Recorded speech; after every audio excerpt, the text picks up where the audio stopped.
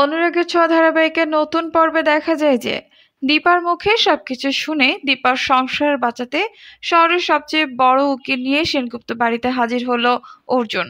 সূর্য লাবণ্য সেনগুপ্তকে জানিয়ে দিল দীপা ও সূর্যের ডিভোর্সটা আইনসঙ্গতভাবে হয়নি, আর সেটা কখনো হবে না। জোর করে এবং চাপে ফেলে ডিভোর্স হয় না। আর আমি সেটা প্রমাণ করে দীপাকে আবারও এই বাড়িতে ফিরিয়ে দিয়ে যাব। অর্জুনের কথা শুনে লাবণ্য সেনগুপ্ত বলে, আমরা তো দীপাকে চাই এই বাড়িতে। আমরা শুধু মিশকা নামের একটা কাঁটা সরাতেই দীপাকে কিছুদিনের জন্য একটু বাইরে রেখেছি। আমার ছেলে সূর্য দীপাকে ছাড়া বাঁচবে না। এমন সময় মিশকা সেখানে চলে এসেছে। ডাক্তার অর্জুনকে দেখেই চমকে ওঠে মিশকা। আর মিশকাকে দেখে তো অর্জুন বলে, ও তাহলে তুমি সেই অভিনেত্রী যে দীপার মতো মেয়ের সংসার ভেঙে দিতে এই বাড়িতে এসে নতুন নাটক করছো? মিশকা বলে, এইসব কি বলছেন আপনি? কে আপনি? আর আমার সাথে কেন এইভাবে কথা বলছেন? অর্জুন বলে, বাহ মিশকা বাহ, তুমি তো দেখছি সত্যি সত্যি পাক্কা একজন অভিনেত্রী। তো এই বছরের ইয়ারটা পাচ্ছ তো? এবার কিন্তু সূর্য কথা বলা শুরু করেছে।